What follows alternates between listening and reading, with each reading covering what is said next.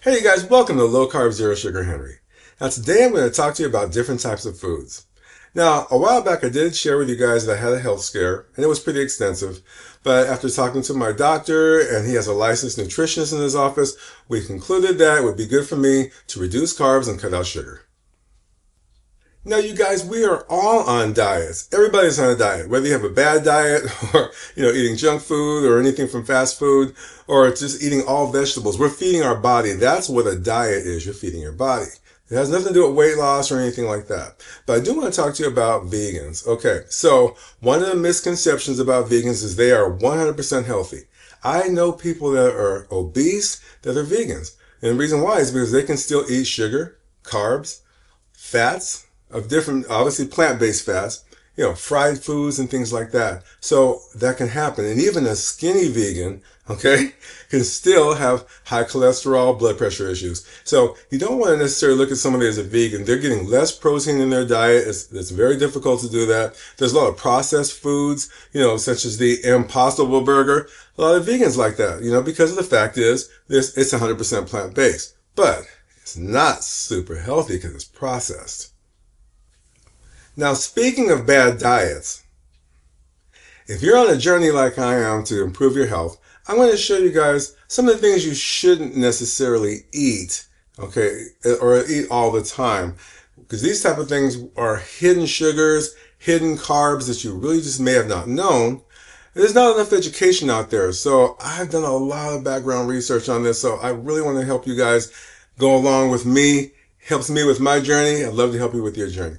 So we're going to go into the kitchen. I'm going to show you some of the things. And guess what? There's a lot of things that you can eat. That's the main thing.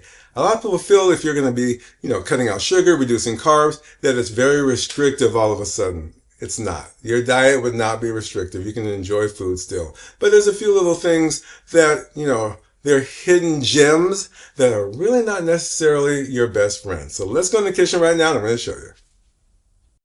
Before we get started, please support Low Carb Zero Sugar Henry by smashing that like button, leave a comment, and subscribe to be alerted when new videos arrive. When lowering your carb intake, you should read labels on all foods that offer nutritional information. In particular, foods that contain carbs and sugar. Labels will show you total carbs, but the net carbs are what is absorbed in your body and they affect your blood sugar. So, in this calculation, I'm showing net carbs. It's total carbs minus fiber and sugar alcohols. Sugar alcohols are artificial sweeteners, especially those that have a lingering aftertaste. Now, if you see total sugars on the label, it's referring to refined sugar or natural sugar in the food, not sugar alcohols. And a refined sugar is not deducted from the calculation and will be absorbed into your body. Sweet corn. I have loved corn since I was a kid, but it's very starchy and produces sugar. Now, per serving, which is 1/2 cup, contains 17 grams of total carbs minus the 2 grams of fiber, which gives you net carbs of 15 grams. And it also contains 5 grams of total sugars. Not a great option if you're trying to cut out or reduce sugar. Let me show you something you may have not known. Baby corn. It's often used in Asian stir-fry recipes, but I use it in salads often now. It's called baby corn because it's still young, you guys, and the starches have not fully developed, making it a very good option for carb reduction. Now, per serving, it has 6 grams of net carbs and 2 grams of total sugars. Now, sweet corn has twice the amount of net carbs and more than twice the amount of sugar, so this is a nice alternative for corn chowder or corn cakes. Bread. Loved by many in the world for its crispy crust, pillowy, soft interior, and earthy flavor. And it looks so sweet and innocent, okay?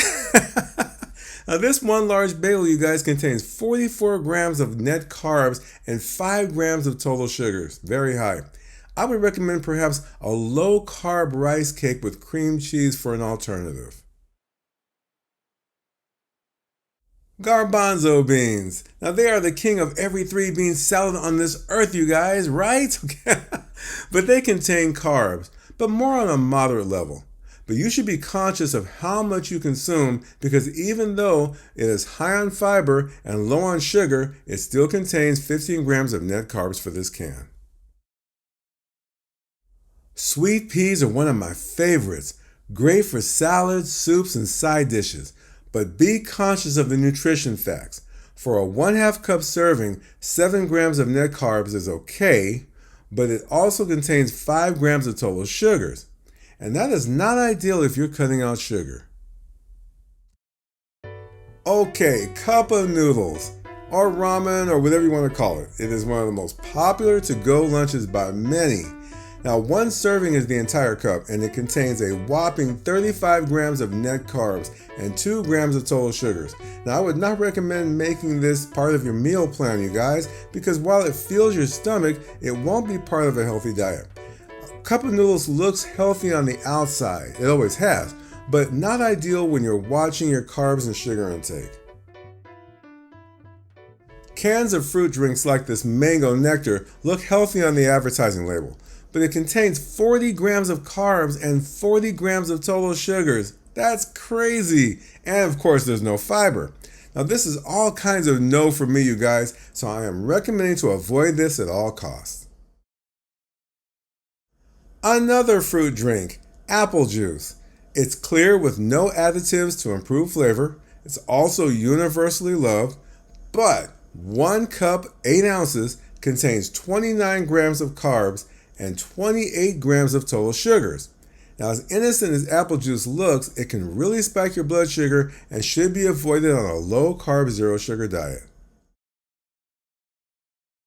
Milk is one of the most universally used beverages for many things. Now, be aware, you guys, that it's not for people watching their carb and sugar intake. Now, I know it's crazy, right? Because it's milk. But an 8-ounce cup serving has 13 grams of carbs and 12 grams of total sugars. Now, fun fact, heavy cream is perfectly ideal for a low-carb, zero-sugar dietary journey, which I will show you in my next video. Oat milk has been all the trend for coffee creamers and is great for those who cannot consume nut milks. Now, I have a video making it from Blending with Henry, and I'll include the link here. Now, be aware, you guys, that a 1 cup serving size contains 14 grams of net carbs and 7 grams of total sugars. Dried fruits, such as dates, are very ideal for sweetening smoothies because they contain fiber and are nutritious to a certain extent. Now, a 1.5 ounce serving contains 28 grams of net carbs and 27 grams of total sugars. That's a lot, and not something I would recommend if you're watching your carb intake. Now, especially since it's burning both ends of the candle, containing a high level of carbs and sugar. In the blending world, bananas are paramount when it comes to sweetening smoothies and making nice cream, which is ice cream with all the bad stuff in it. But it's important to be very conscious, you guys, of bananas, as a medium banana contains 31 grams of total carbs. Now, depending on the age of the banana, the sugar content increases as the banana becomes more ripe. Now, avoid bananas on a low-carb, zero-sugar diet. Carrots are also very universal for many recipe types, but should definitely be consumed in moderation to avoid blood sugar spikes. 1 large carrot contains 5 grams of net carbs and 4 grams of total sugars. I chose a Granny Smith apple because they are known for being tart rather than being super sweet. But even a medium Granny Smith apple has 11 grams of net carbs and 10 grams of total sugars. Now, should these be avoided? Not necessarily if being used in recipes, but by themselves, they can cause your blood sugar to spike. I chose a red potato to show you guys because it's one of the lowest in starch of the potato family. Now, while its sugar content is relatively low, a medium red potato has 31 grams of net carbs, which turns into sugar, making it basically a vegetable dessert, okay? Lastly, fresh beetroot. Now, when juicing them, it's like liquid sugar, so good. But even with a good amount of fiber, it still contains 9 grams of carbs and 9 grams of total sugars. For a medium beet, it's not ideal for carb-conscious diets or for people avoiding sugar. Now, I recommend check with your nutritionist before making any dietary changes. Now, on my next video, I'm going to show you guys what you can eat, and there's a lot of food. You'd be so surprised. So this is going to be fun, so just stay tuned for that. Okay, make sure you subscribe to my YouTube channel on Low Carb Zero Sugar Henry, and so you can get alerted for all the new videos coming out. Okay. All right, you guys, thanks so much for hanging out, and just stay tuned for my next video. Again, hit that like button and subscribe. I appreciate your support. See you soon.